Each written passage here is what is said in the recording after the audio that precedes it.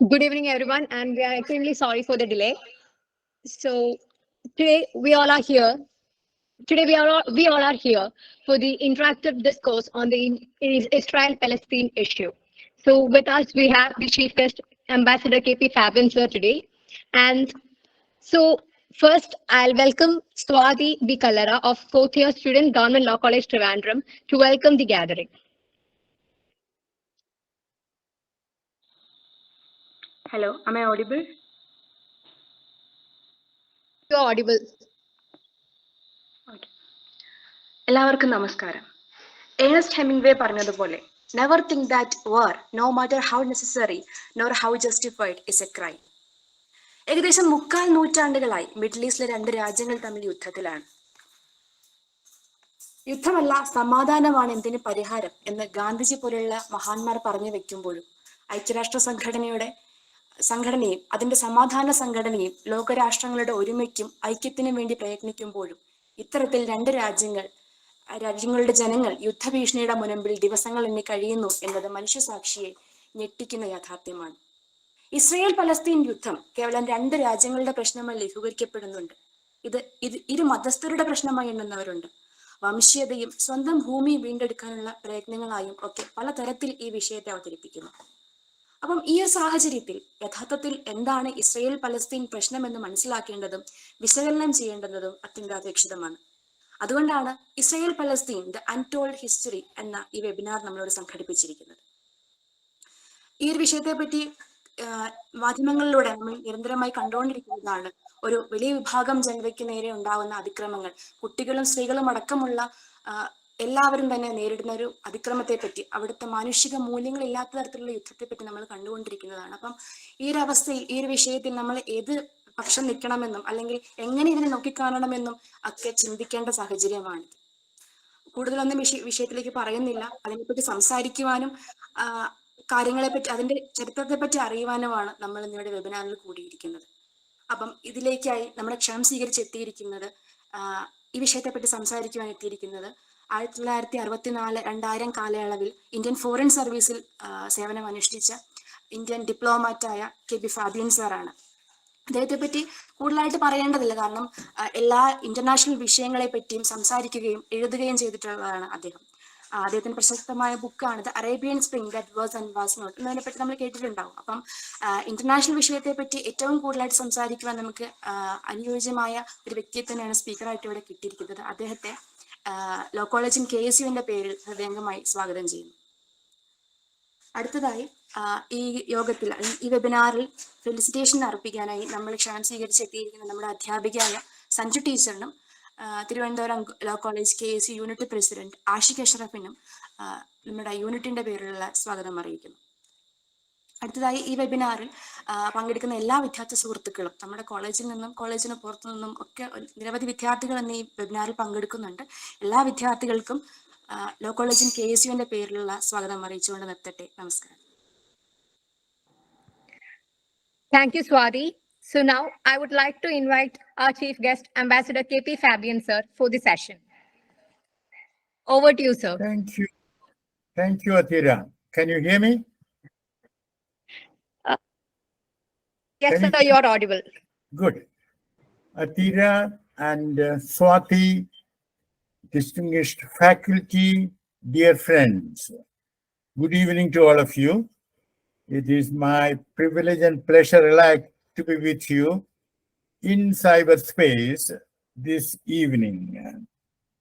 Now, I wanted to start by thanking Atira for all the hard work she has put in.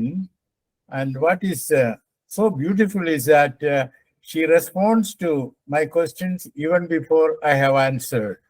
That, she can sort of travel faster than light. Thank you, Atira. She is our Thank you. friend, philosopher, and guide. Now, let us look at it this way. What is required is a conversation and not a lecture. The task before us is to understand what is happening,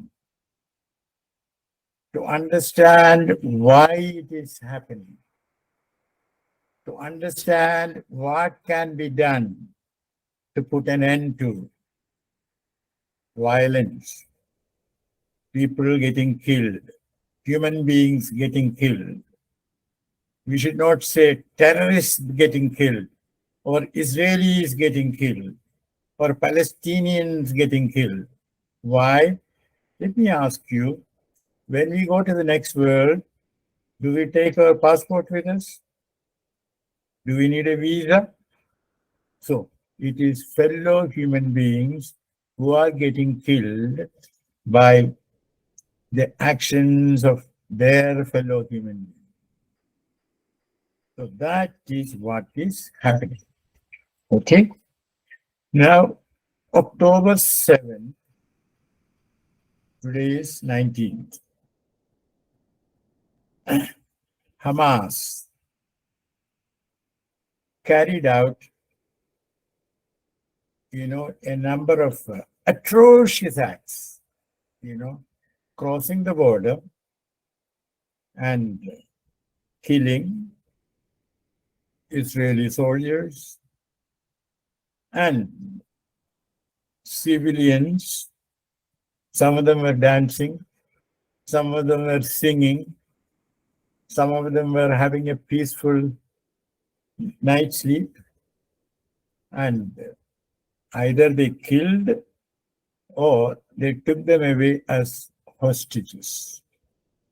Now, this has to be condemned. There can be two questions on this. Can there be? Anyone disagrees with me? Okay, I take silence as agreement. But let me tell you that if we stop our thinking, if we stop our asking the questions, if we stop our analyzing the situation at condemnation of Hamas, well, then we are not getting anywhere. We are not looking at the big picture, and that is very necessary. Now, how do we get to the big picture? There are many obstacles in the way. I repeat, there are many obstacles in the way.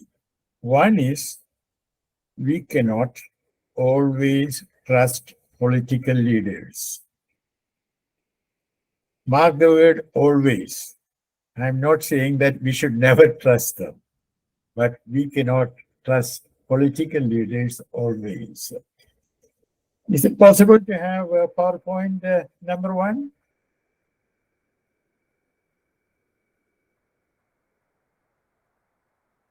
It's in the screen now. Yes, thank you. So, take President Biden. He said the other day that Hamas militants were beheading babies. Can you imagine? Hamas militants, he saw evidence of that. Read that.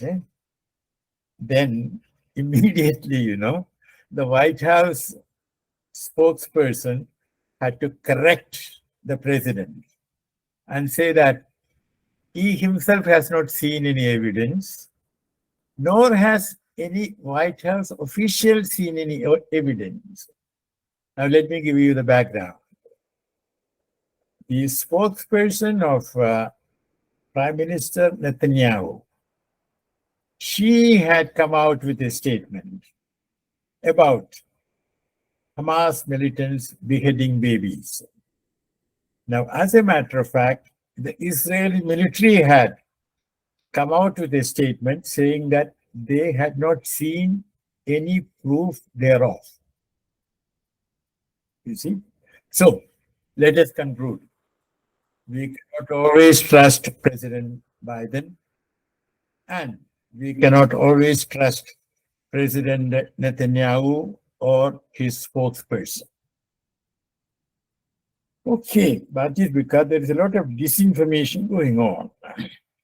Now, I want to dig a little deeper into this question of obstacles in the way of our looking at facts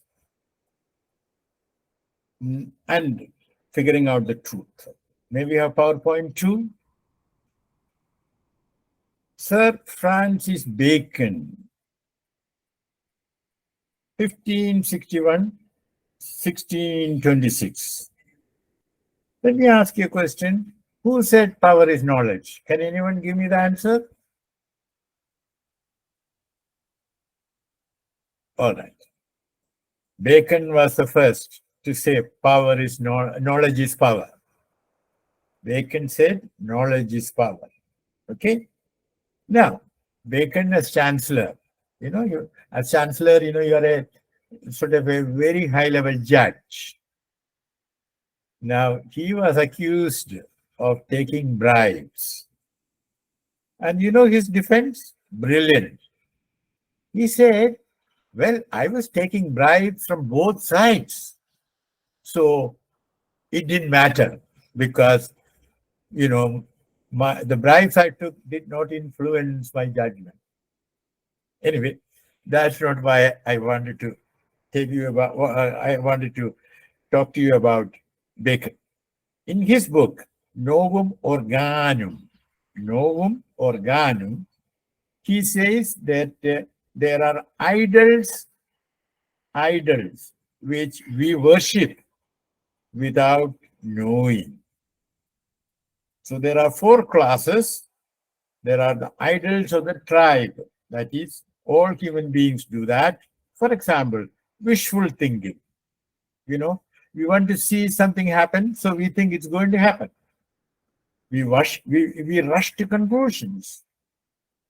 And we believe, as human beings, there is more order in nature than there is. You know the phrase, the international political order. Well, frankly, dear friends, isn't there more disorder than order? When one member state of the United Nations goes and attacks another, when one member state of the United Nations goes on killing civilians in the territory which it occupies. So, we have to be careful with words, and that is one set of idols. Okay? Idols of the tribe, of the human tribe. Then we have the idols of the cave, that is peculiar to each individual. I do not know whether any of you have done, say, chartered accountancy. Now, I know of a chartered accountant. When he settles an account, he wants to be absolutely correct.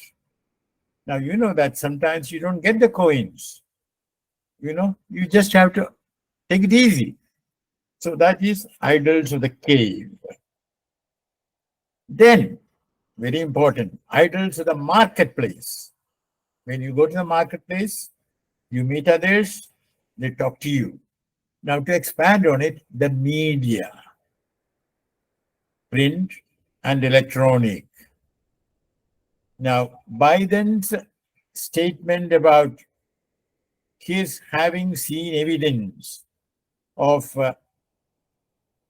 Hamas militants beheading babies, that is, if we had believed it, we would have been worshipping without knowing an idol of the marketplace. Now the last one, idols of the theater, that is, systems of philosophy. For example, well, when I say philosophy, it means not only technical philosophy, but, propositions which are propagated. For example, Hitler said, well, he was not the first to say that, the superiority of the Aryan race, and he said it was necessary, it was desirable to kill all the Jews in Germany and in countries occupied by Germany. So there was the Holocaust. Well, actually, Hitler alone could not have done it. Many Germans collaborated. That's why I say, what Hitler said was believed in by many Germans. That is, idols of the theater. Now, this matter of what is happening in Israel and, let me not say Gaza, I think it will be more correct to say and Palestine. I will explain why. In Israel and Palestine, this what is happening. It is wrong to ask the question, whom do we support? No, that we can answer that question later, but we have to ask the question, why is it happening? Now, as I said earlier, 7th of October, Hamas did atrocious things, condemnable. But, why did Hamas do that? That is because Gaza is the largest open-air prison under the moon. You may look at the map and you will see that on one side is the Eastern Mediterranean, and there is a blockade by the Israeli Navy. Nothing can come in, and nobody can go out. Then there is a little, Rafah, that is the land border with Egypt. But since 2013, Egypt had closed it, except for trucks coming in with material to sell. You know what I mean? Then the rest, the other two borders are with Israel, and Israel won't let you go. Okay, so it is an open-air prison, and deeper digging into history, in 1947, the year India got independence, there was a United Nations resolution. We can take out, send Francis Bacon. We can remove him, please. So there was the United Nations resolution which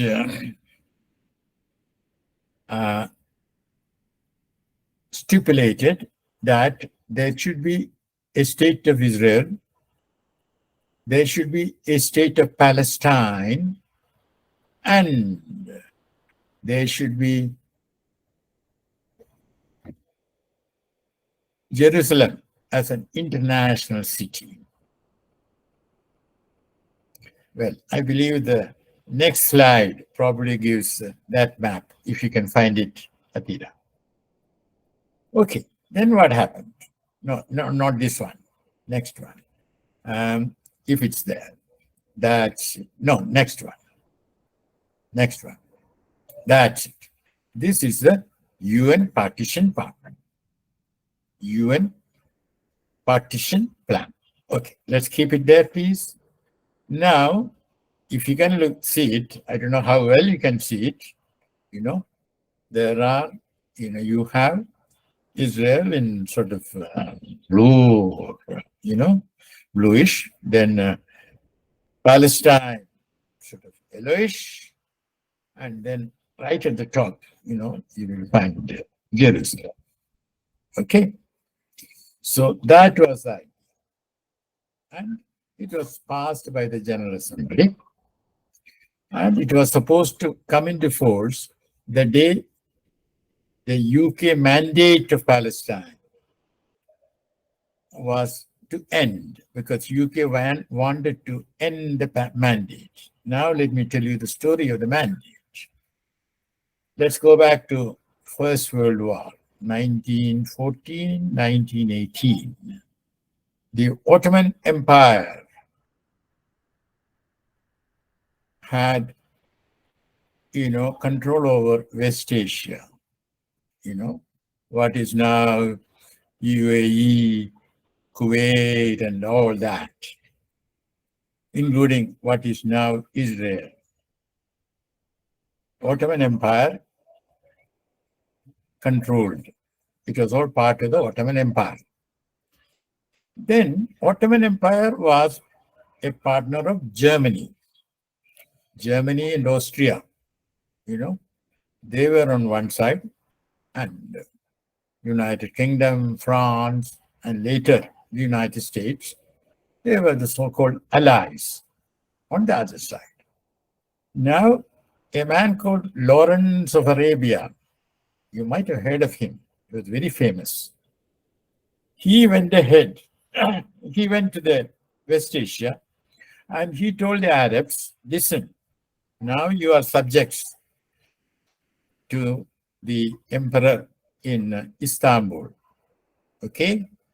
Now, if you stand up, if you start a revolt against Turkey, and UK will help you, France will help you, and when the war is over, you will have freedom.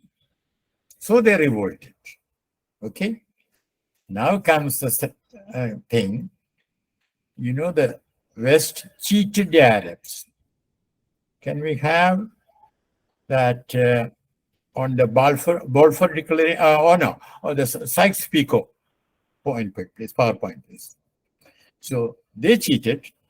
What they did was, Sykes was an Englishman, Picot was a Frenchman. They, in secret, met and divided the whole of the Middle East, and you can see who was getting what. Okay? You can see it, I hope.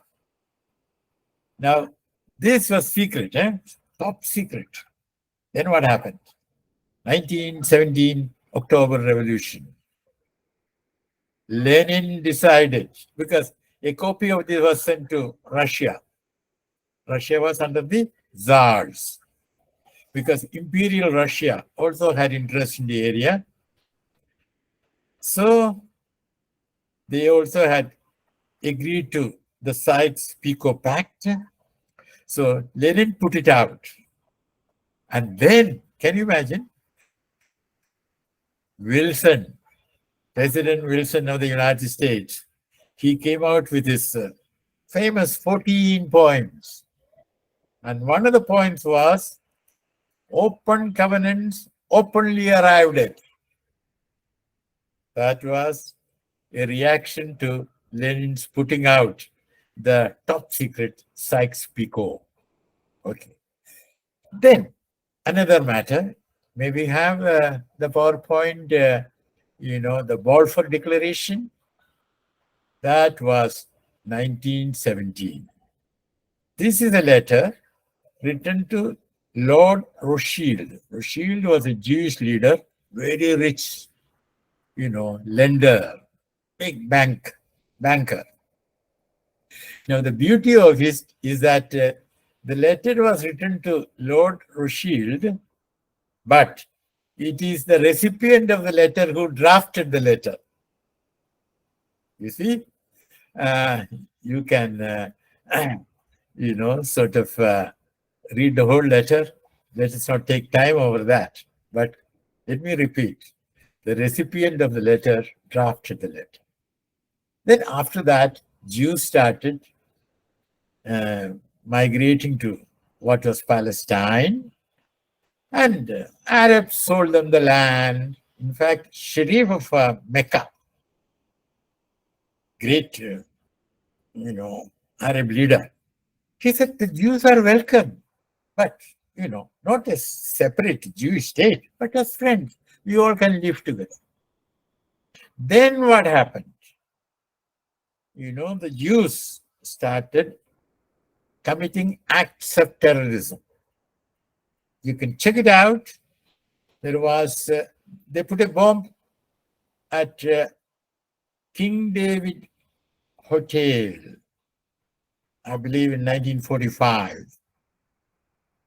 The King David Hotel hosted the headquarters of the Mandate administration. So there were Britons, there were Arabs, there were Jews, Well, 95 people were killed. And one of the leaders who carried out this terrorist act later became Prime Minister of Israel. One more act I want to bring to your notice. You know, Count Bernadotte, a Swedish diplomat who had saved from German concentration camps more than 20,000 Jews destined to be sent to the Holocaust. Now, he was a UN mediator. Let me ask you now a question. Are you following me? Am I talking too fast, or I want a reaction? Please remove the Balfour Declaration text, please.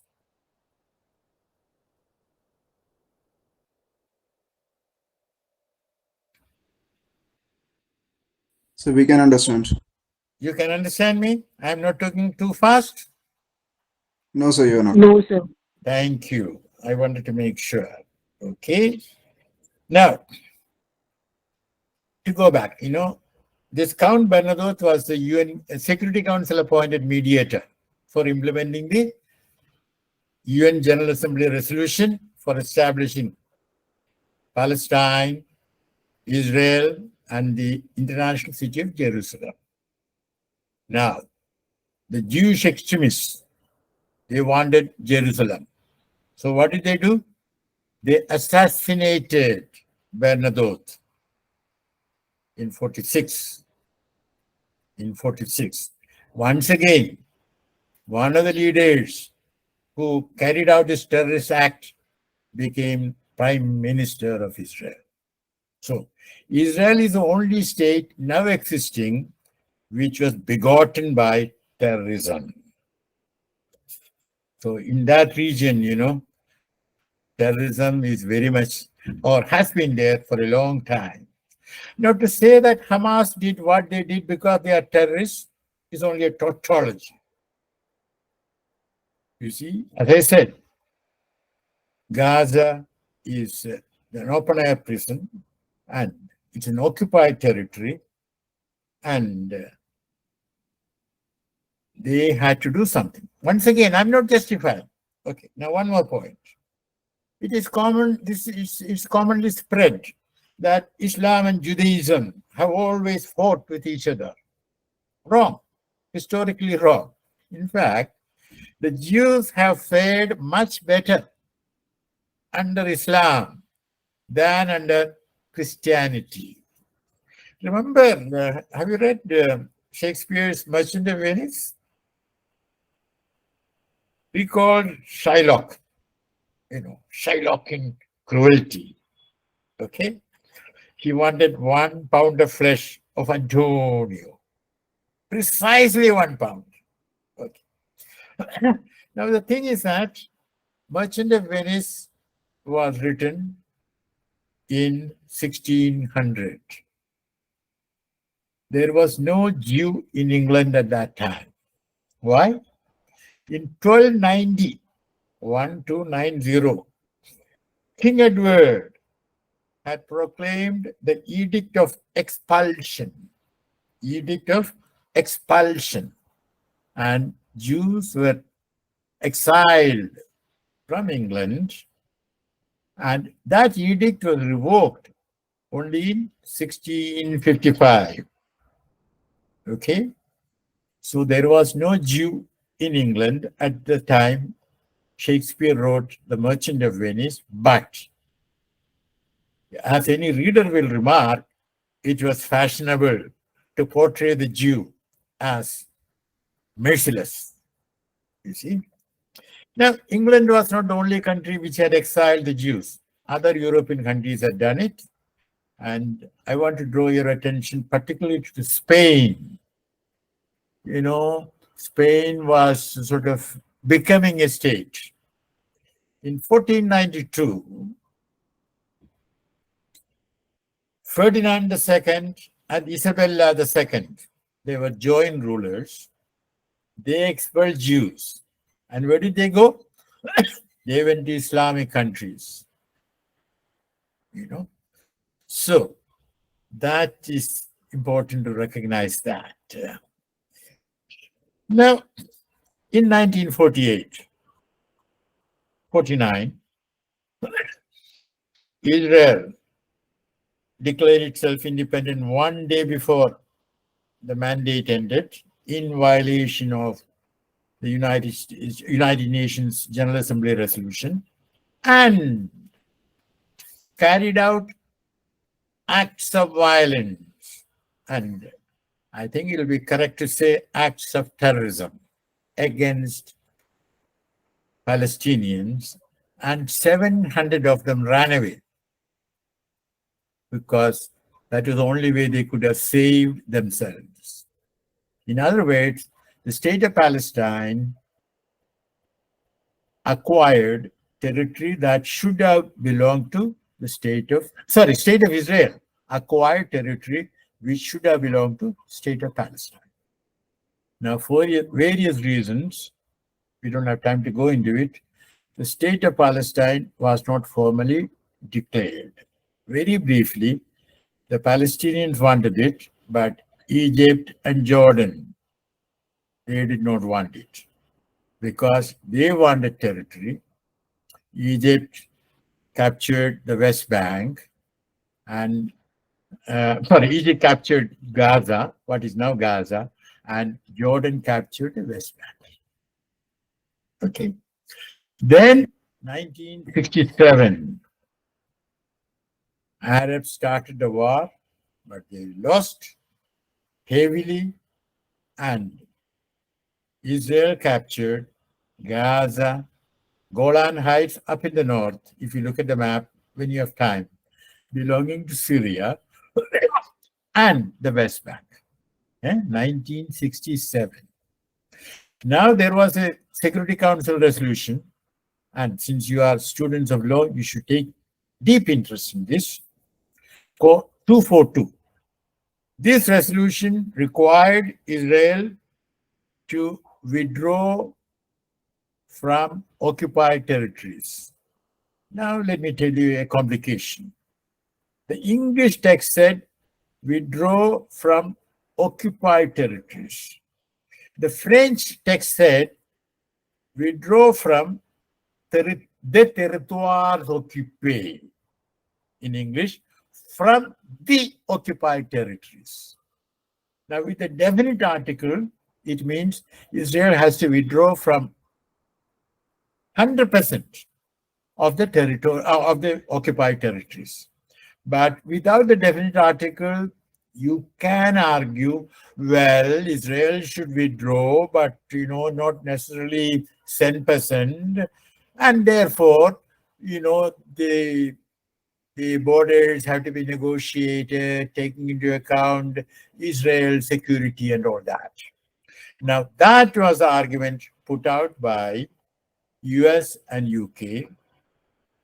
And then, but the crucial thing is, Israel did not want to withdraw, and it did nothing. Then came the 1973 war.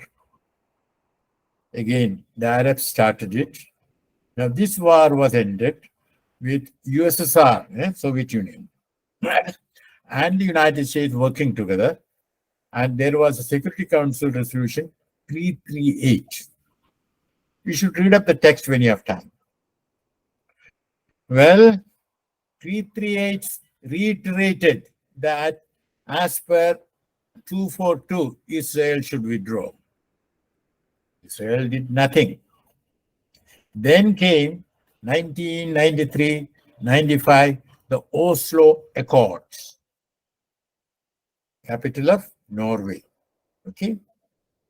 Then those Oslo Accords provided for what is called two states solution.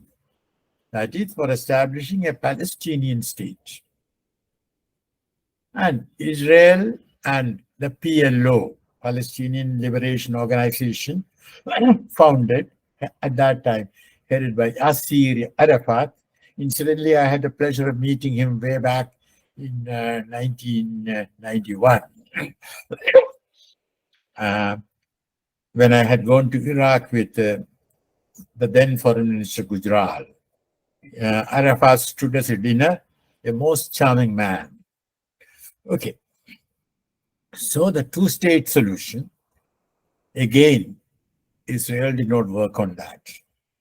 Okay. So Palestinians had to act. And since in the West Bank, there is Abbas, who has become, what shall I say, a tamed tiger, belonging to, tamed by Israel. Incidentally, they say that he is the president of the state of Palestine. Of course, we have an embassy here in Delhi. But let me tell you, what West Bank has is only municipal autonomy, because Abbas cannot get out of West Bank without Israel's permission, either by land or by sea or by air. Israel controls everything. So municipal autonomy. But this is plain English. If you say that, some people may not like it. Okay. So that is why, in Gaza, Hamas had to act. And now about Hamas. As I said, what they carried out, one can say, were atrocious and even terrorist acts. But let me remind you, the BBC has said that they don't want to call them terrorists because the word terrorist is a very loaded word. Okay. So not everybody in the West calls them terrorists, though I'm sorry to say the Indian media, so obedient to the Western media, have been calling them terrorists, with some honorable exceptions. So then one more thing. Egypt, which has good access to Gaza, especially Egyptian intelligence. Egypt had forewarned Israel. An Egyptian minister had telephoned the president of Israel that Hamas militants are preparing something big. So something might happen in the next couple of days. Netanyahu dismissed it. And that Egypt had warned has been corroborated by the Foreign Affairs Chair of the US House of Representatives also. I forget his name immediately. So it looks as though Israel was warned. Now, 6th of October, there was a festival. I think they call it, it was Torah, their holy book, reading and all that. So that was the end of that cycle of reading. So naturally, they were celebrating. Why not? Now, to my mind, it looks as though Mossad, Israeli intelligence, was sleeping the night of 6 to 7. And the same applies to American intelligence because, they are everywhere. They have 1,000 eyes. Why? Because their troops are in the Gulf, in West Asia. So they have to be watching everything. They have got eyes in the sky. They have got night vision. Okay. Now, they were also sleeping. So, Hamas militants were able to carry out those despicable acts. Then Netanyahu wanted to respond. Now, I can understand an immediate response, bombing, and all that one can understand. But Netanyahu went on bombing and claimed that he was killing only, Hamas militants only. But he was telling a lie. He was bombing right and left. He was bombing residential buildings. He was bombing hospitals. He was bombing a UN school. So he was violating the international humanitarian law, primarily the Geneva Conventions. primarily. But there is much more to international humanitarian law other than Geneva Conventions. We shall not go into it right now. But anyway, the Geneva Conventions clearly say you cannot kill civilians. Incidentally, it is there in Mahabharata too. We should not think, that all this international humanitarian law is an invention of the West. It is in Mahabharata. You can read Bhishma Parva, where it is said, if you are riding a horse as a soldier, well, then you should battle with another rider. If you have got other things, arrows, then you should find the other guy with arrows. Never touch a civilian. Never touch an unarmed person. Okay? So, anyway, that is an aside.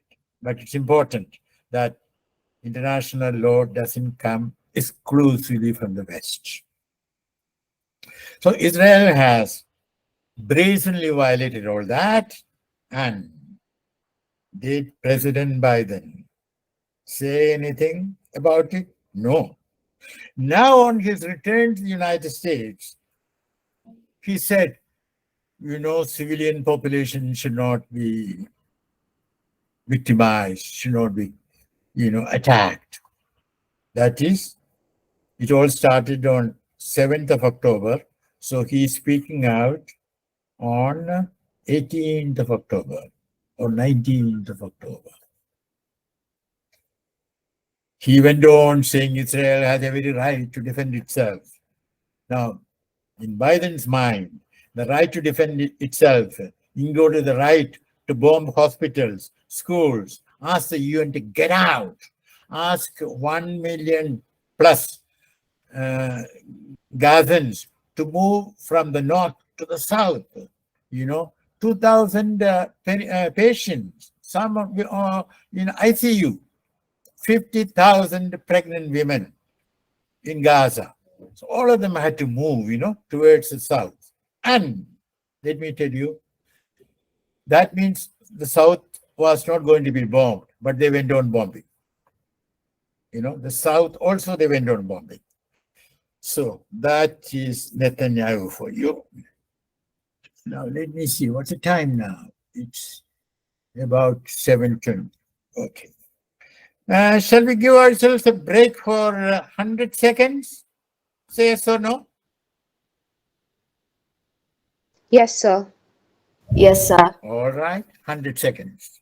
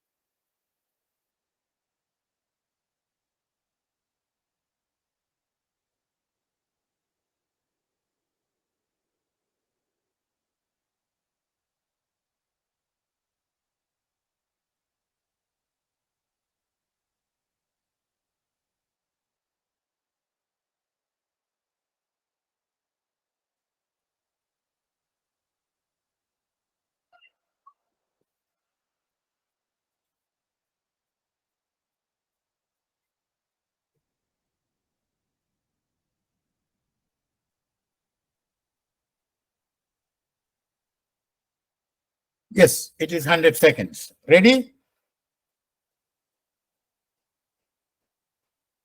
Yes, sir. Thank Yes, you. sir. Yes, sir. Thank you.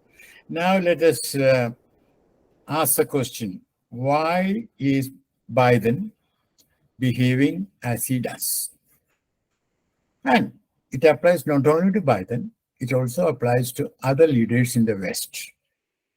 So, my reckoning, and you can correct me if I am wrong, there is a moral bankruptcy among political leaders. I repeat the phrase, moral bankruptcy. We all know about financial bankruptcy. Well, something had to be done about it.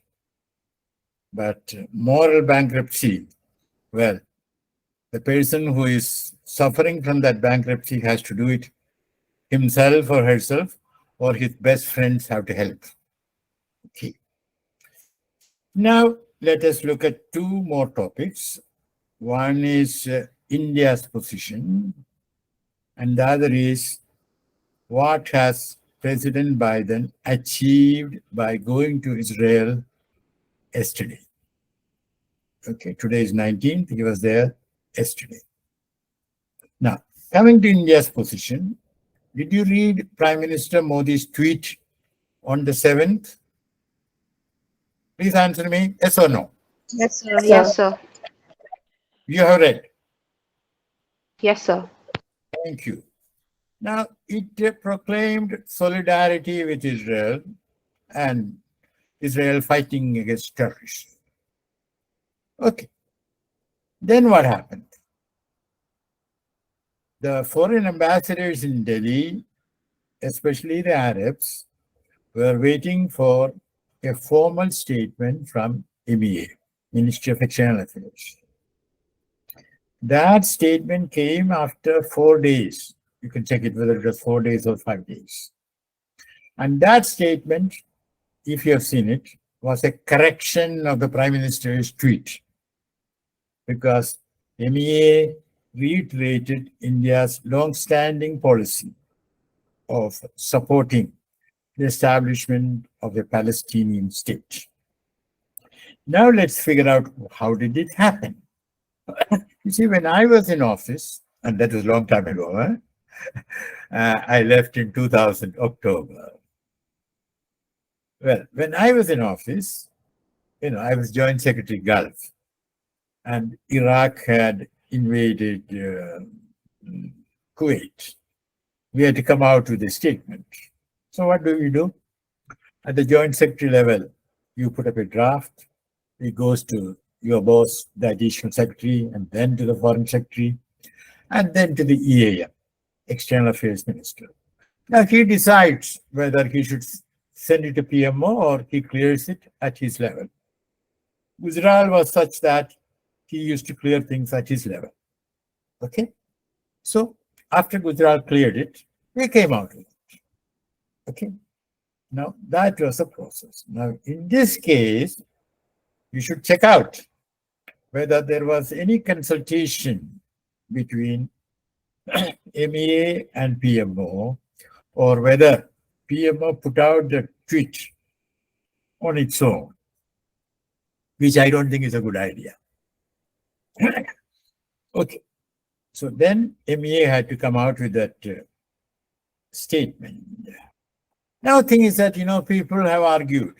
I was with Dubai radio, some Kerala radio is there, and the guy was asking me, how can we say anything which will spoil our relations with Israel, which is so important, so deep? Now, my answer to that is, without spoiling our relations with Israel, it was possible to find a set of words, and, diplomats are good wordsmiths. They can, as Indian diplomats demonstrated very recently at the G20 summit, you remember? We found words which satisfied both the Russians and the Chinese on the one side, and the Americans and the rest of the West on the other side. You see? So it is possible to find words that would not have spoiled our relations with Israel, and at the same time, we could have spoken as the voice of the global South. A claim which we made at the time of G20. that India is the voice of the global South. One planet, one family, one future, Vasudhaiva Kudumbakam. So, does it mean that in this family, the whole world is one family? The Palestinians are excluded? That, according to us, the Israelis can go on killing the civilian Palestinians right and left? So, that tweet from the Prime Minister was unfortunate. It should not have been there. And now comes the question. Do you think that MEA statement sort of was enough? No, because any foreign ambassador would have told her or his foreign office, well, MEA has come out with a statement which is sort of damage control. But the real position of India is the one which was given by the Prime Minister. Okay? Now,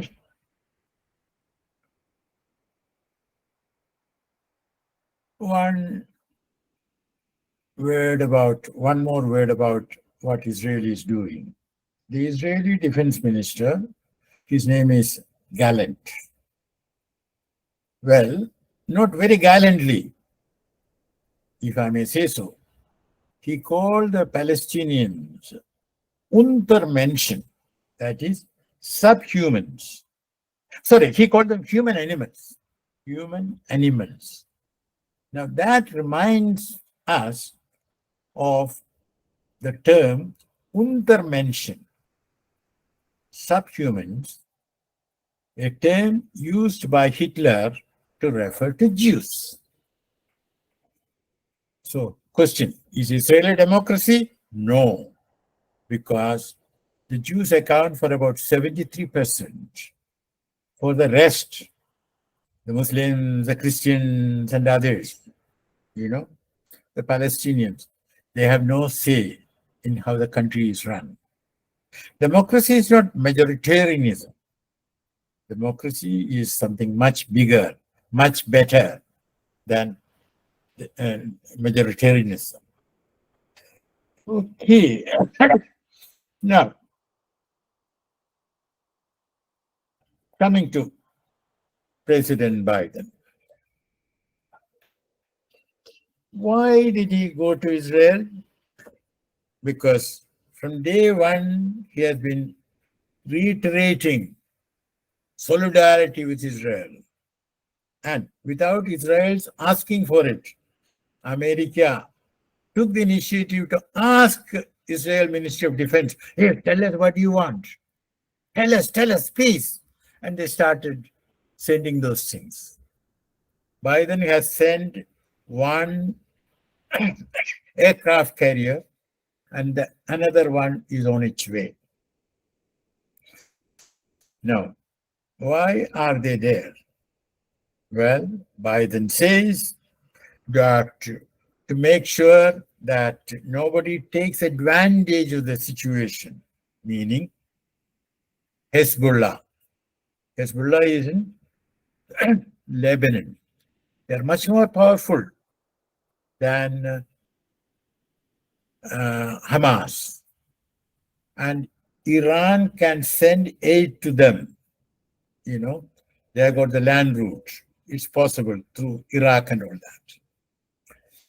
Now, America has said that Iran must have had a hand in this attack by Hamas. Well, it's like this. If you go back to the map, you will see that there is no way Iran can send anything to Gaza, neither by sea, nor by land, nor by air. That Iran might have inspired them, that Iran might have even given some designs for the drones. That is possible. But Iran could not have sent anything material. Okay. So, these naval task force is in the Eastern Mediterranean to deter Iran to deter Hezbollah. So why did Biden come? Well, some of his goals were announced, some of them were not announced. Now, the most important goal, not announced, we can take out that UN partition plan, please. The unannounced goal was to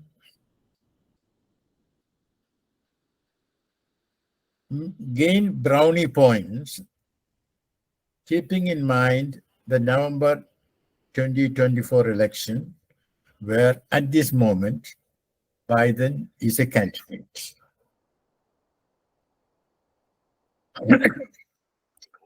So that is why, because in Israel, the Jewish lobby is very powerful.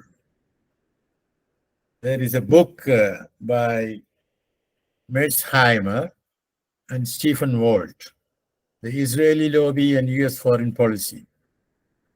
I will send you the title if you want. You should read it. They are very, very powerful. In fact, Israel gets $3.8 billion a year by way of military assistance from America. Now, Israeli population is about 10 million. So it is about $380 million per capita. I hope I got my arithmetic right. You can check it out. Okay. Not only that, Israel gets a lot of diplomatic support at the United Nations, at Security Council. If you could kindly remove that UN partition plan, please. Israel gets all that. So America is the donor, Israel is the recipient. Now, one might think, that the donor has some influence over the recipient. Well, in this case, in plain English, the tail wags the dog. Dog is not wagging the tail wags the dog. In other words, it is Israel that almost dictates America's policy towards the region, West Asia. You see? So Biden came, not only to earn brownie points, Biden came to tell Netanyahu, listen, you should not do anything to provoke Iran or Hezbollah. That way there will be a regional conflagration. That's not good, and we, America, don't want it. Second, Biden came, and again, that is one of his important goals, announced. He came to put out a deal that is opening the Rafah crossing point between Gaza and Egypt, some humanitarian aid to come in, and foreigners, not the hostages, foreigners in Gaza could get out to Egypt. That was the idea. Now, Israel has categorically told Biden there is no question of letting the foreigners go unless Hamas releases the hostages. I'll come to the hostages question later. Okay. Then, so there, Netanyahu said no to Biden. Then there was a question of letting in some aid from Egypt, and Netanyahu said, well, I can let in 20 trucks. That is peanuts, because 100 trucks used to come daily from Egypt to Gaza, carrying food, fuel, medicine, and other essentials. And since October 7, nothing was coming into Gaza from Israel. Israel had stopped electricity, fuel, and everything. And hospitals are running, some without electricity, some with the fuel to last for a couple of hours more. So that is the pitiable state in Palestine. I prefer to say Palestine, not Gaza. So Netanyahu said, yes, I can agree to it, but, we want to make sure that Hamas has no control over the distribution. And they put out the story that Hamas leaders have built out rich bungalows and all that. That's all rubbish, you see. Hamas leaders have built, underground, sort of tunnels. Well, they claim 500 kilometers, may or may not be true, but these underground tunnels enable Hamas to, remain there. And if the Israelis enter, they can shoot at them. Now, the existence of these tunnels makes Netanyahu's plan not a decision, because they have been saying that they were going to enter Gaza over the weekend. Now, today, is it Wednesday or Thursday? You see, they haven't entered, because within Israel, there is much debate. Is it wise to enter or not? Because they can get into a quagmire, and lots of Israelis can get killed. Okay, so Biden then spoke to Sisi, incidentally, after that attack on hospital, which killed 473 human beings, including women and children. Now, about that, we do not know exactly who did it. To find out who did it, it is necessary to have an impartial, independent investigation.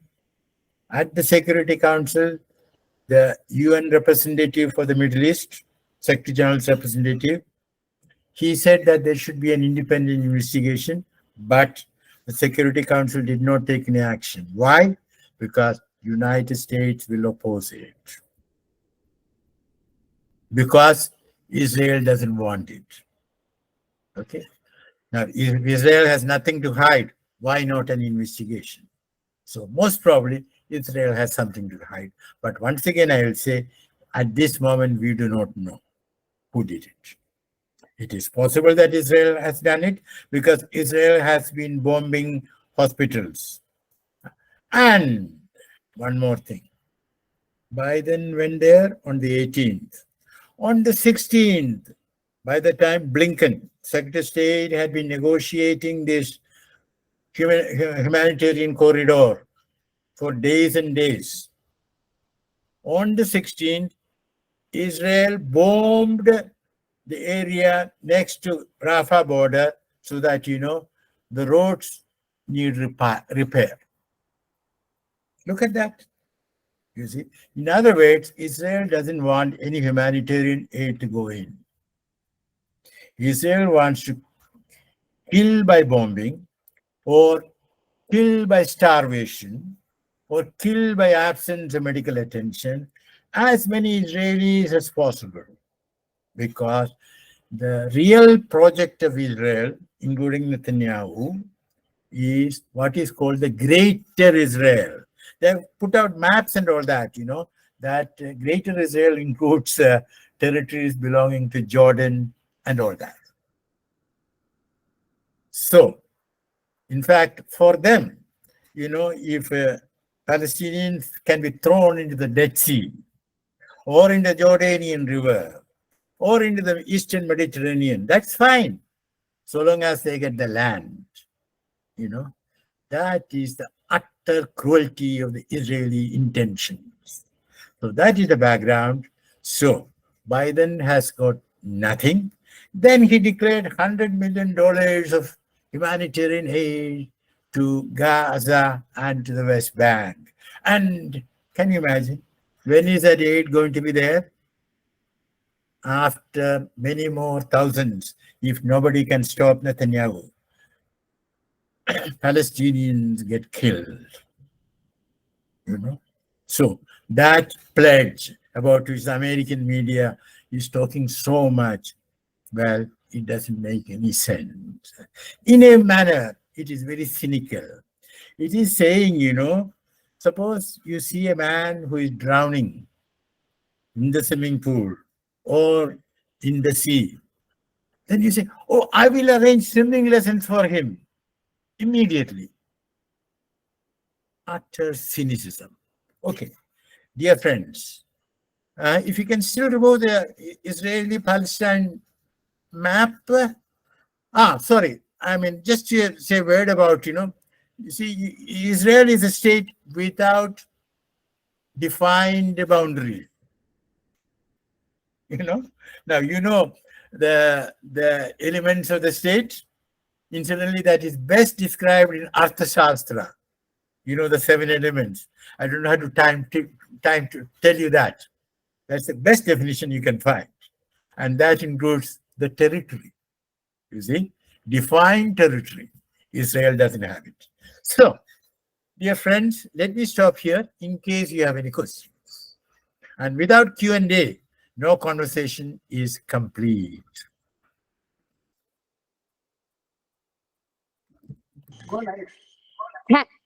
Thank you, sir. So now we have this Q&A session, and anybody who has a question, please specify your name on the comment box and we will reach to you accordingly. And also, please note that your question should be direct and precise. And after asking the question, please provide the opportunity for others to ask their questions also. Aisha, you can unmute and speak. Thank you, Adira. Thank you, sir, for the insight into the ongoing crisis. So my question is, I might be wrong, but from what I've understood from the lecture is that Israel has a very strong established military control all over and around Gaza, but still the Hamas militants somehow managed to penetrate through the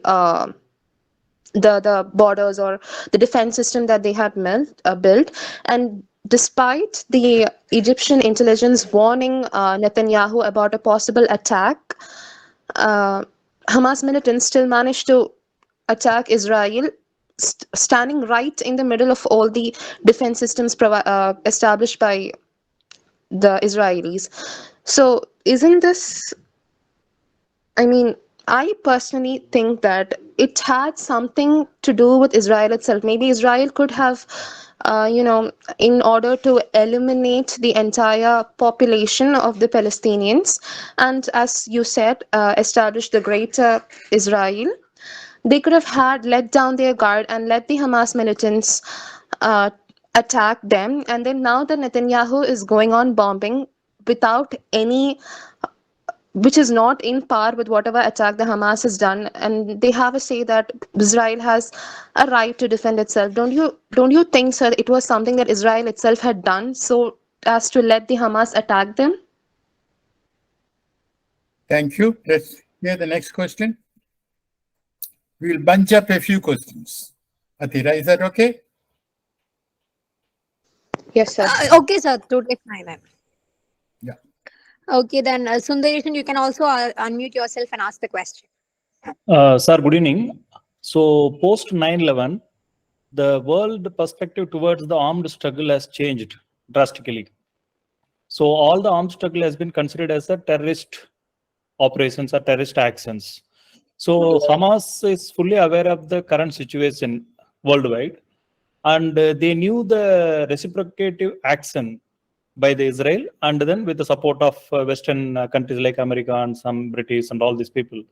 Despite knowing all this fact, how they carried out, they might have planned, definitely they might have got some support. What is the real purpose? What they want to achieve? They want to bring it to the live, the situation, because the world is so coolly moved out. They are not talking about the sufferings of the Palestinians.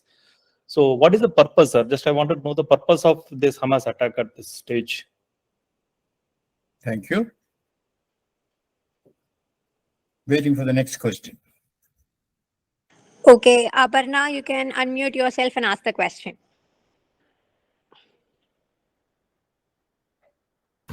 Sir, so my question is, would you consider Hamas a terrorist organization for what they did in Israel? Okay, got it. Okay, Athira, would so you like? can we discuss the three question and can we move on? Yes, yes, please. Okay. Thank you, Aisha, for that very interesting question. So you are saying that, what happened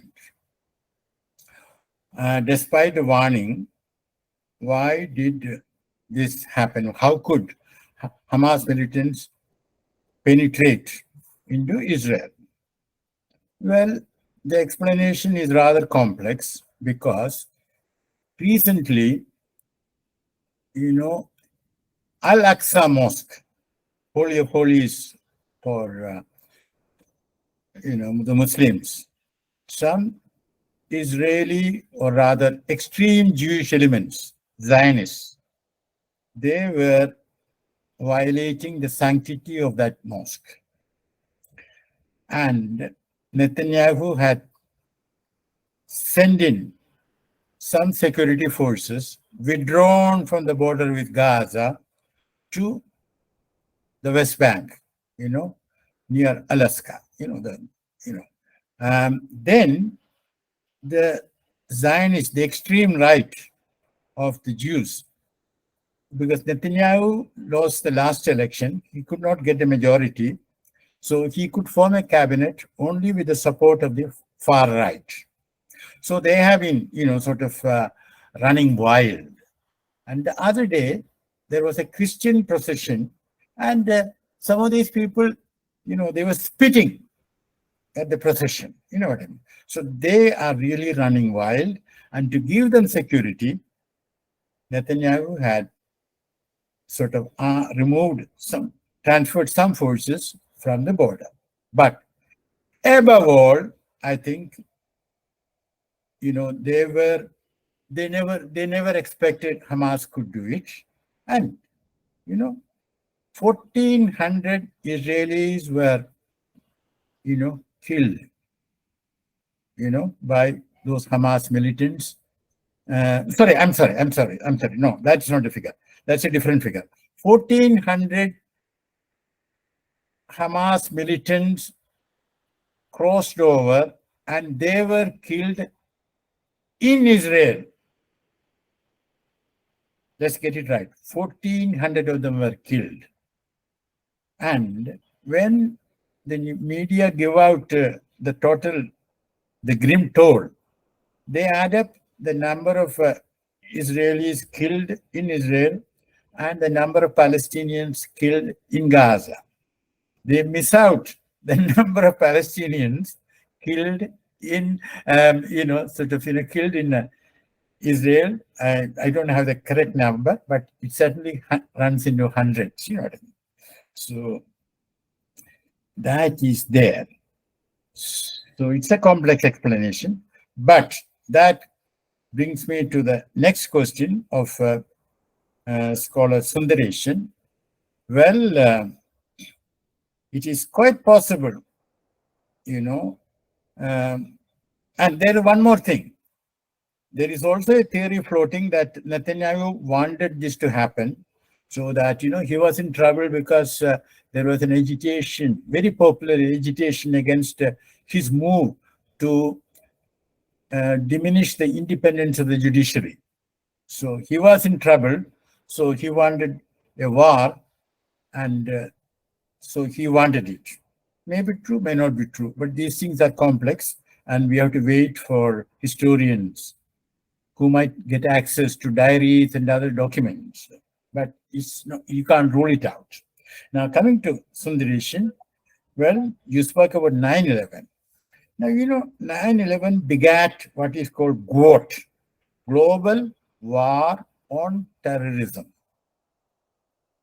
inaugurated by George Bush. Incidentally, in his speech, if I remember right, he wanted the international community to wage a crusade against terror. Now, if you want cooperation from the Muslims, if you know elementary world history, would you speak of a crusade? And don't forget, an American president's speech gets vetted at so many levels. But I'm sure the official historian of the Department of State did not vet it. Then he would have told George Bush, Mr. President, don't talk to Muslims about crusade. They have memories of the crusades in the 11th century. Okay. So, question is, Hamas knew the likely reaction from Israel and the likely support Israel will get it. So why did they do it? Let me put it this way. You and I can say that they were unwise. You and I can even say that they were terrorists. But, they were desperate. When people are desperate, they do foolish things. They do desperate things. And as you said, people, international community has forgotten the Palestinian question. The so-called Abraham Accords, started by Trump, and now Saudi Arabia was going to establish diplomatic relations with Israel. See, what has been happening, as I see it, over time, the Arab governments have lost interest in the Palestinian question. So it was necessary to remind them. And that might have been one of the reasons for Hamas's action. And I should say they have succeeded. Look at the demonstrations. Berlin, Washington, London, Spain, Jordan, Iraq, Iran. Well, I believe some demonstrations in India too. But in India, we are so Indo-centric. We do not have time or inclination to look at the wider world, even though we say Vasudhaiva Eka Kudumbakam. So that is roughly the answer to your question. And now coming to Aparna's question.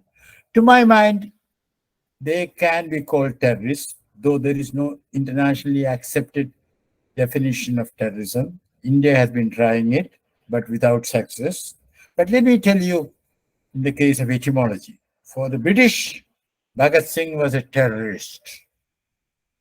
But if you go back in history, sometime in the early part of the 20th century or the late 19th century, there was a Russian young woman called Vera Sasulich. Now, she went and shot dead a governor, a senior official of Tsar government. And then you know what she did? She went to the police station and said, I have done it. I am not a criminal, but I surrender. Here is my gun. And I surrender myself. I am a terrorist. In other words, she said it with pride. I am a terrorist. I am not a criminal. And I am fearless. I surrender myself. Anyway, so I have no problem in calling them terrorists, provided you agree to recognize that Israel has been practicing state terrorism with the active, enthusiastic, unlimited support of the West, led by President Biden. Because what Israel is doing is something like genocide. If you read the Genocide Convention, 1948, the convention to punish genocide, to prevent it, and punish it. There, it says very clearly, any action that is meant, directed against any ethnic group, linguistic group, or other groups, religious group, against them, to deprive them of life or deprive them of living, and even asking 1 million Palestinians to move from the north to the south. It is genocidal, So we can call them terrorists, provided we are sensitive enough to expand our definition and recognize state terrorism practiced not only by Israel, but also by the United States. Look at Guantanamo Bay in Cuba. Look at Abu Ghraib in Israel. You should see those horrendous videos where, men were sort of, waterboarded, and much worse. So, next question, please.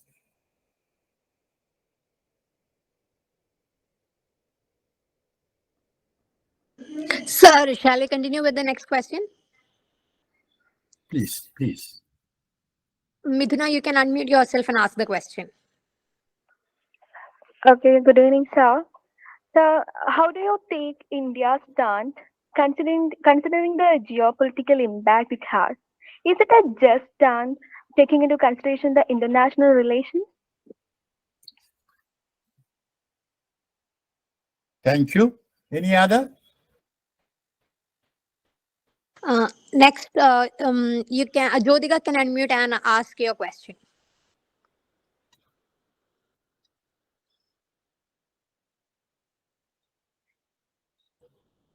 Jyotika, you can unmute and ask your question. Okay, fine. We'll move with Nawal. You can unmute yourself and ask the question. Okay, am I audible? Yes, please. Yes, you are audible, Nawal. Okay, good evening, sir.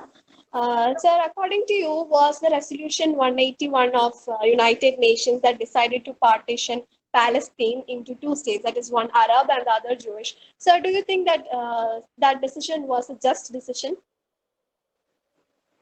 Okay, thank you. Next one, if any. Yes, Amjad, you can unmute yourself. Hi, sir. It is a privilege to have attended your webinar. I'm afraid my first question has already been asked and answered. However, I got another question. I think, sir, you have noticed a fairly large substrata of the population trying deliberately hard to turn this into a solely a religious issue. And they don't view this as a political issue. They don't view this as a people issue. They don't view this as a social issue. For them, it is simply black and white. How do you counter those arguments? How do we convince them? And what is your opinion on people who take up such stances? Thank you. Any other? Yes, next, Adarsh, you can unmute yourself. Good evening, sir. Am I audible, sir? Yes. So my question is, in your perspective, what is the possible solution that we can upbring the Palestinian cause, because which have eliminated from the past due to the Abraham Accord, and or the Arab League have left Palestine alone in the field? What is the possible solutions that is in front of the world to rescue them and upbring the Palestinian cause? Thank you. May I now start answering? Yes, sir. Thank you. Now, if I get it right, Midhuna's question was about India's position, correct? Now, in my view, India should take a position which does not spoil its relations with Israel, but at the same time, India should take a position which supports the Palestinian cause, that is, establishment of a Palestinian state. In fact, and also, India should take a position that Israel should respect the international humanitarian law when it conducts the war. And it is my view that India can do two things. One is to have a frank conversation with Israel, but confidential. This is very important in diplomacy. And then come out with a statement which, as I said, does not spoil relations with Israel and reiterate support for Palestinian state, as MEA has done, and demands, and as I said, this is an art, drafting statements. In the statement, we should not say that Israel should respect international humanitarian. We should say that we urge all parties to respect international humanitarian law. You see, that's a subtler way of saying the same thing, but words are important. So why didn't we do that? Well, let me not have to answer that question. Now, Nawal said, that, about the 1947 resolution. Was it just? That is, in state of Israel, state of Palestine, and Jerusalem as independent international city. Well, India voted against that resolution because Mahatma Gandhi had said, and Jawaharlal Nehru agreed, that, Gandhi, what did Gandhi say? Just as England belongs to the English, France to the French, Germany to the Germans, Palestine belongs to the Palestinians. Okay? So, and Jews can come there and settle there.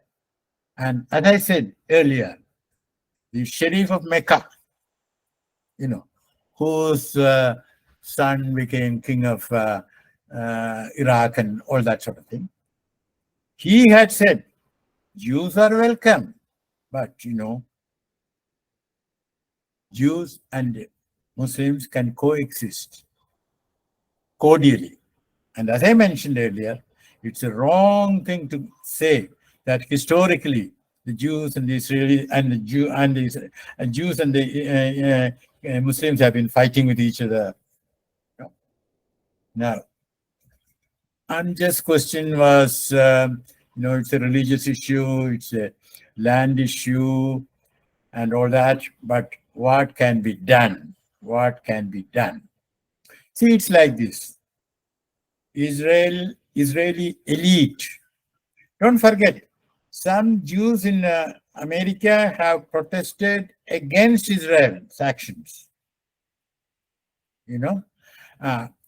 So we should not think that all Israelis or all Jews support Netanyahu's government in this case. Now, the fact of the matter is that the Jewish elite, they have not drawn the correct lessons from the Holocaust. The correct lesson is that one should not carry hatred against any group, ethnic, religious, linguistic, any group, to such a wicked, mad extent and start killing them. That is wrong. That is denying them their human rights. That is treating them as Untermenschen.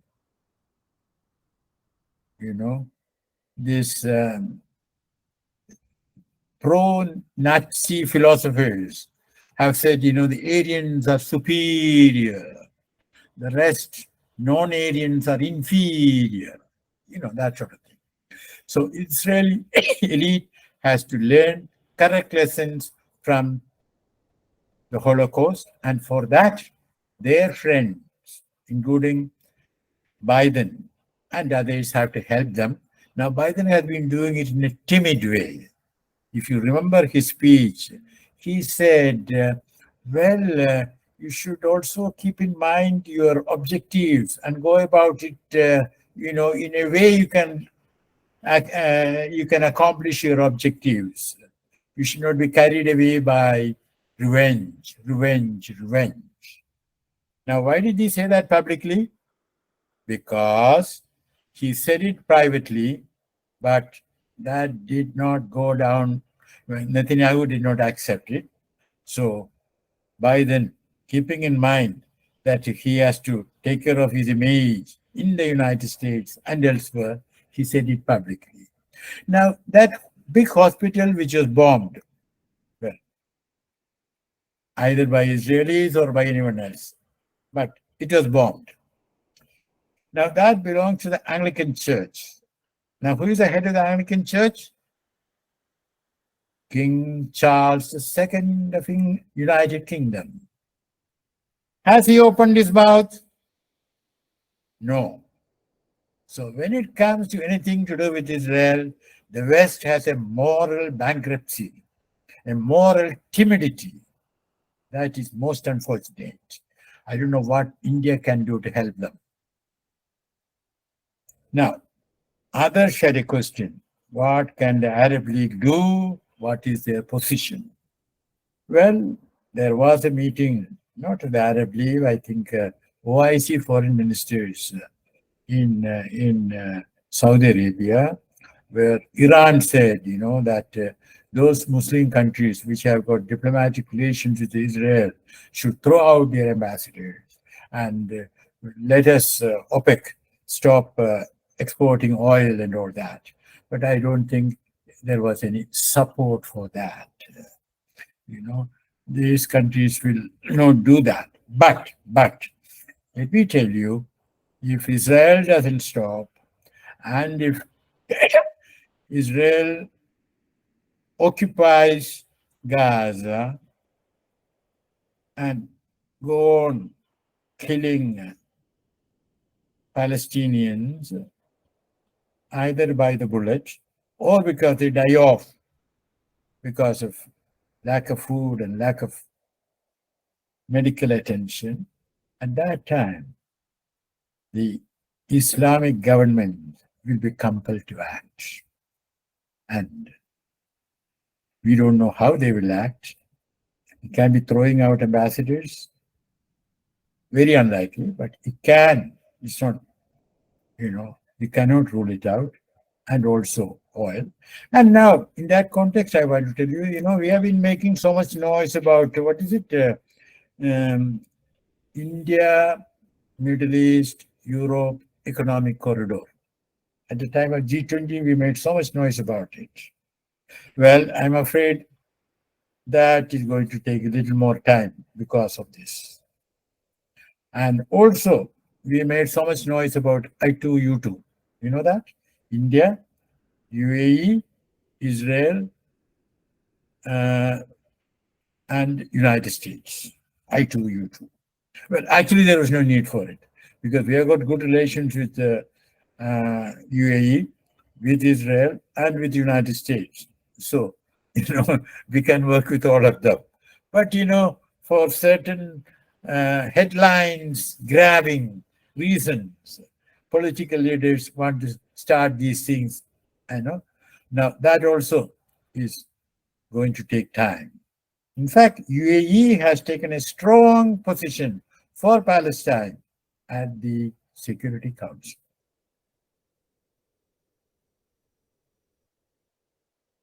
Did I answer the question or any follow-up questions by those who asked the questions?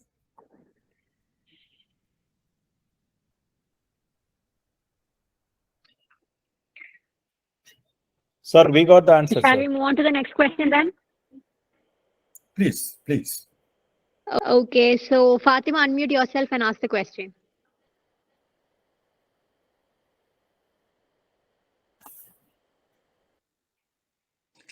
Okay, so Nandana, you can unmute yourself and ask the question.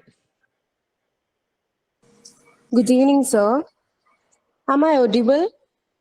Yes, please. So, is there any realistic ways to promote peace between these two places, Israel and Palestine? Thank you. Okay, so Prasad, you can unmute yourself and ask the question. Good evening, sir. There has been media speculations regarding China's involvement in this current conflict. What is your view on that? Are they really aiding and abetting the unrest in West Asia? Thank you. Hiba, you can unmute yourself and ask the question. Good evening, sir. So what do you think is the reason for the failure of Oslo Accords? Thank you. So we have one more question left. Jyotika, are you there?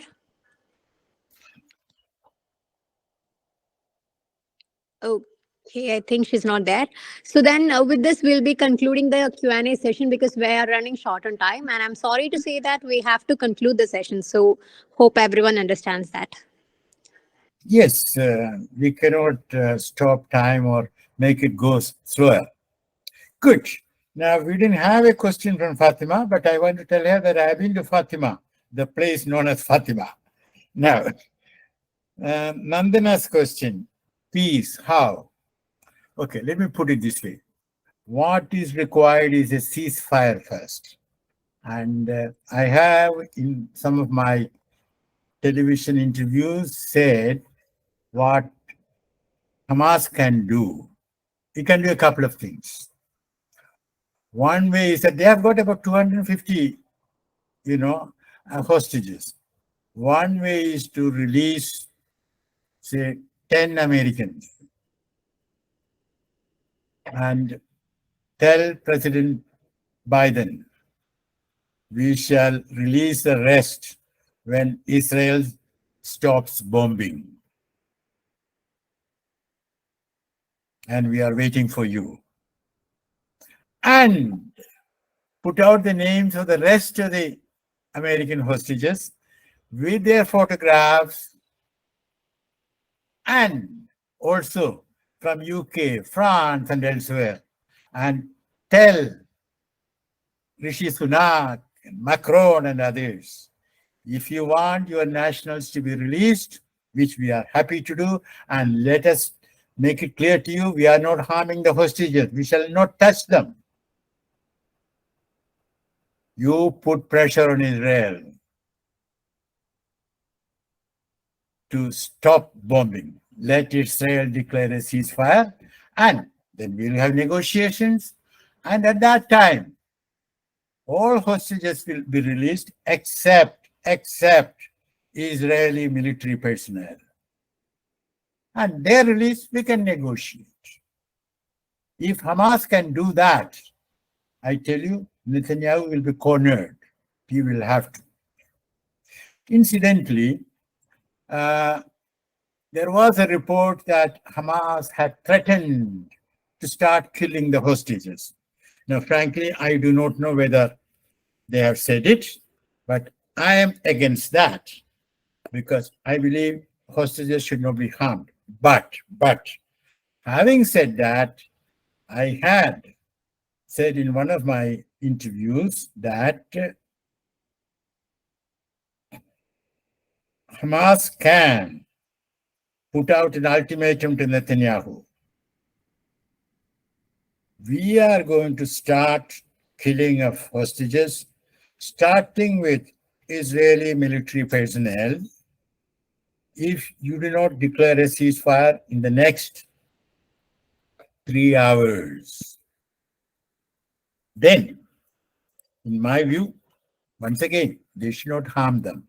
But the IT is so advanced, it is possible to make a video showing that A is being killed without touching him, without harming him or her, and put out those videos. Then there will be pressure from Israeli families. Other Israeli hostages are there, no? Look, now Hamas will get and execute our people. So we have to declare a ceasefire. So that is another way of compelling Netanyahu. Because Biden talked to him, he didn't budge. Because he knows, as I said, he has more influence over Biden than Biden has over him. All these Western leaders making a stampede going to Israel.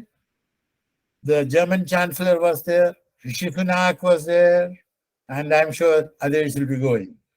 So, they are all sort of talking to Israel, but not with a sense of equality, begging Israel.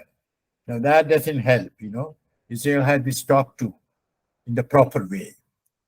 Now, coming to China's position. Well, your question was whether China was meddling and making profit out of the situation. That is the wrong way of approaching China's position.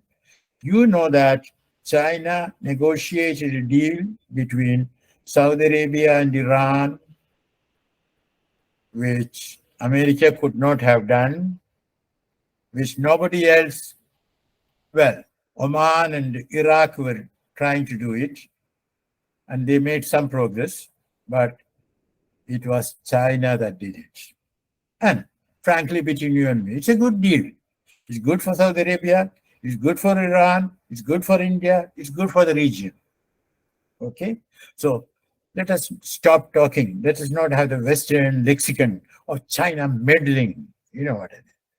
Now, what has China done? China has said that the only sustainable solution is establishment of a Palestinian state.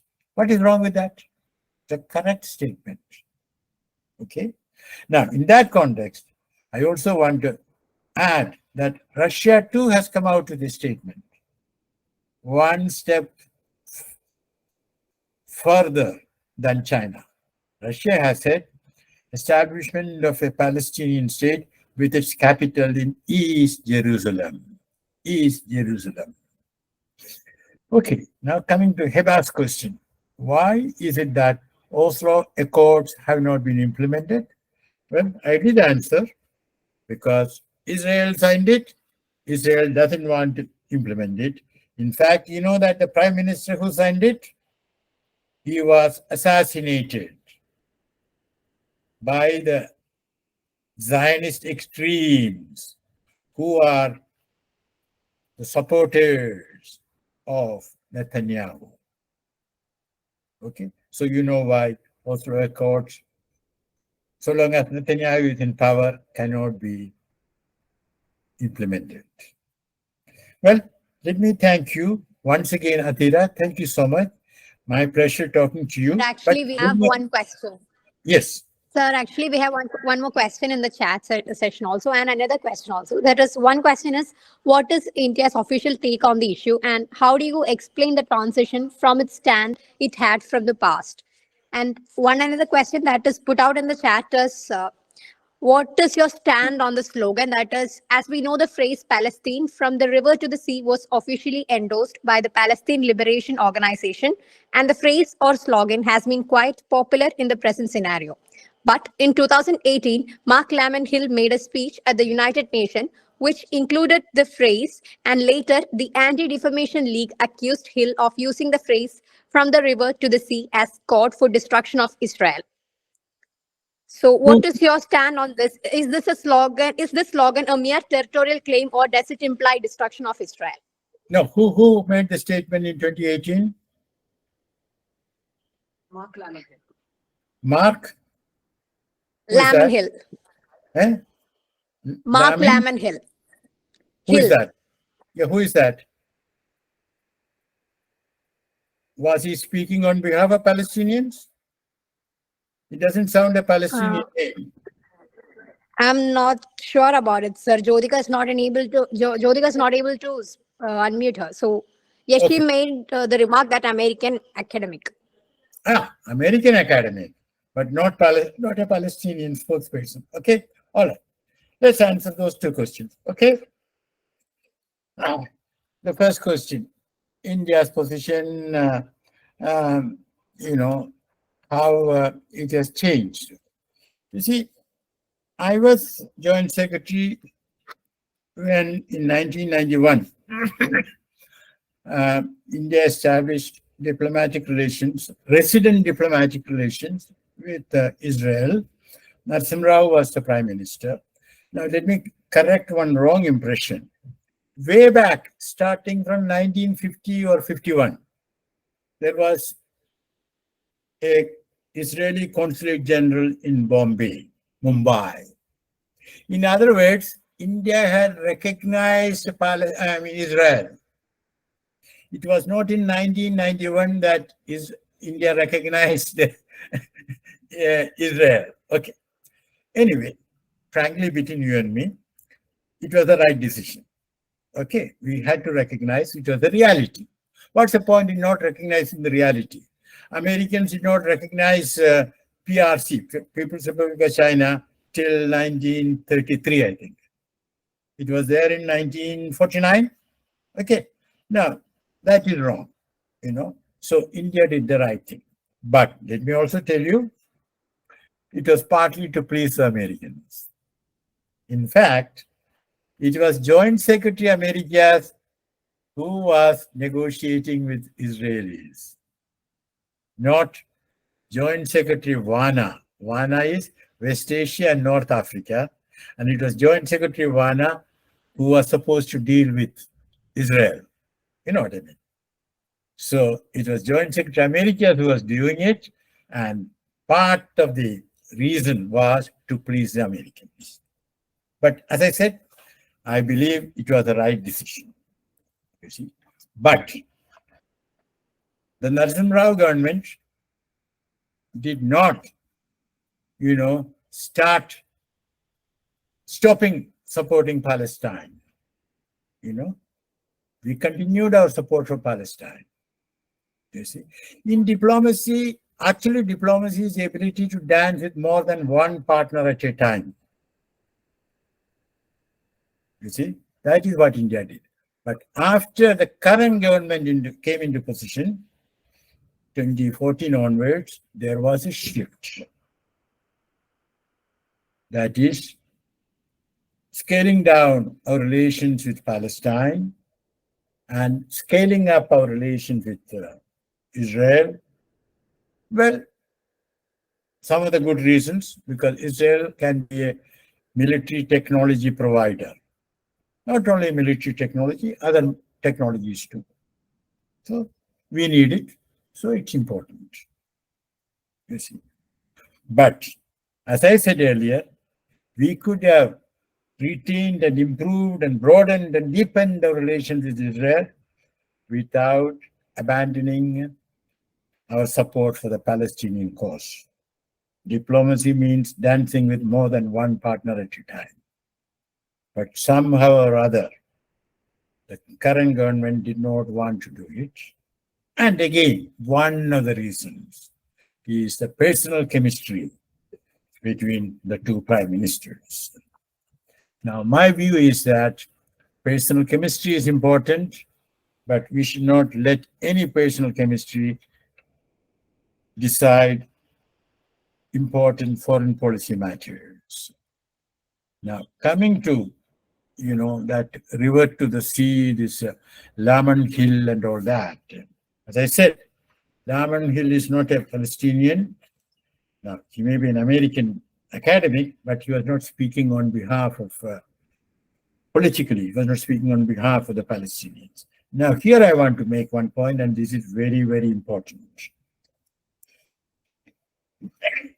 Netanyahu says, Americans repeat, the West repeats that Hamas, the terrorists, they have only one objective, and that is to destroy Israel.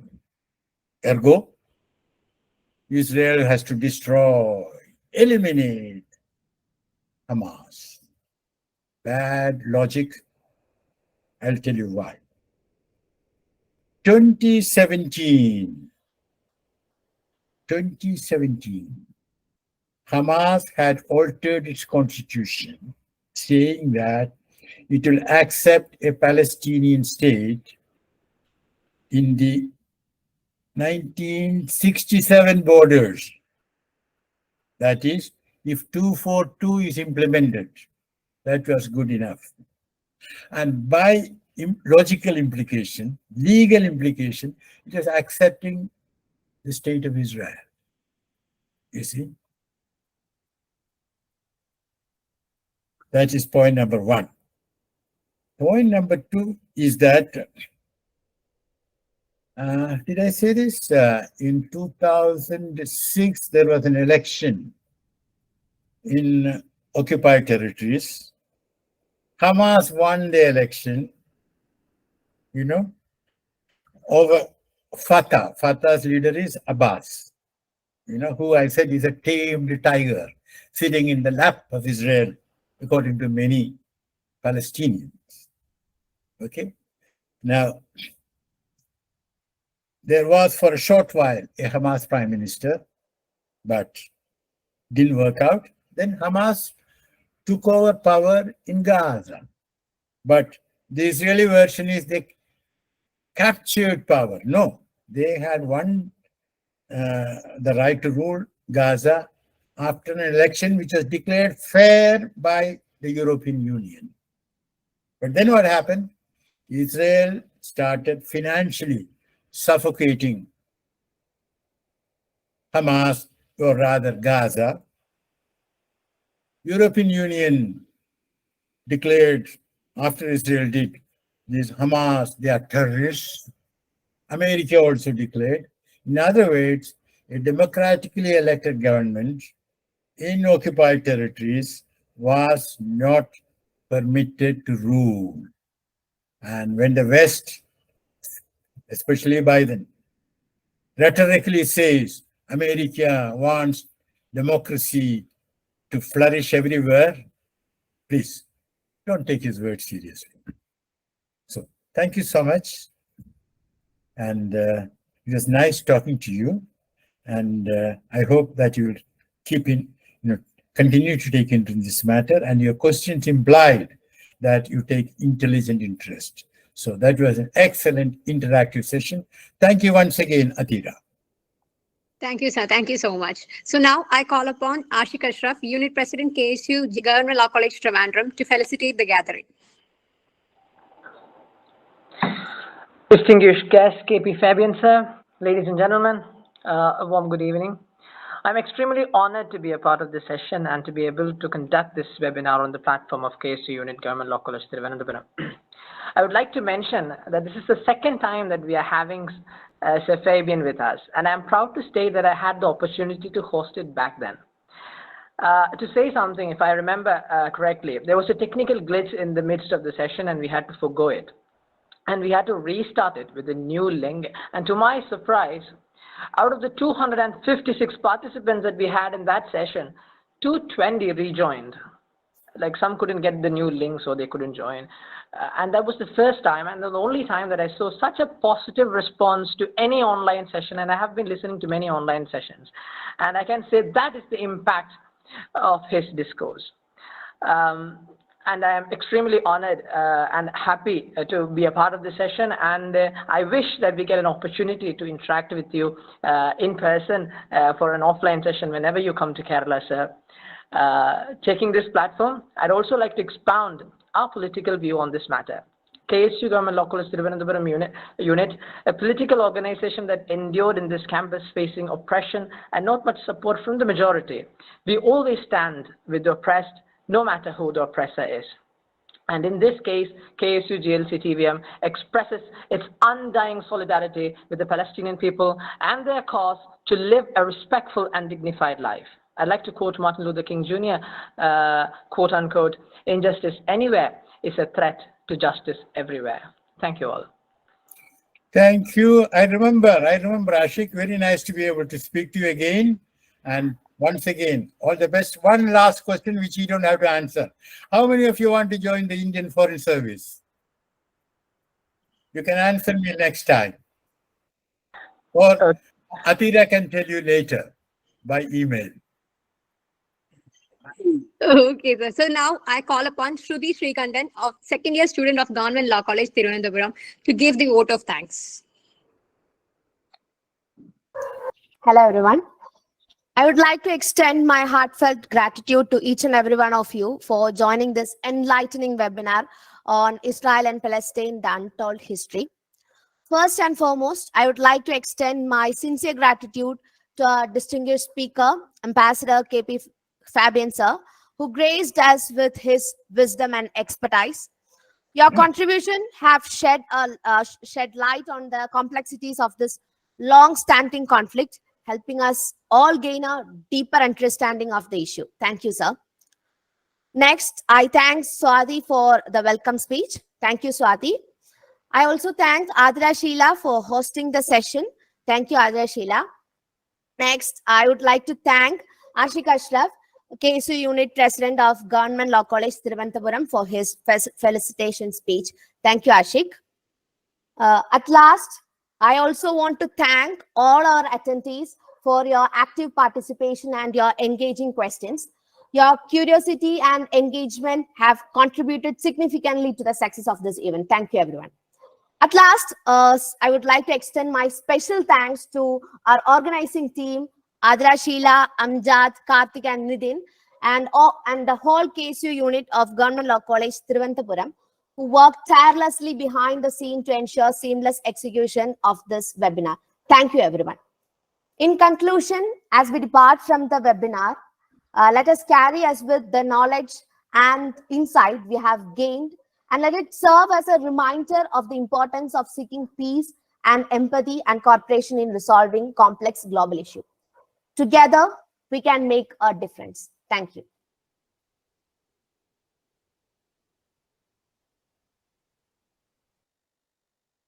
So with this, we are concluding our session for today. So thank you all for joining. Thank you, and we thank Shruti also. Thank you.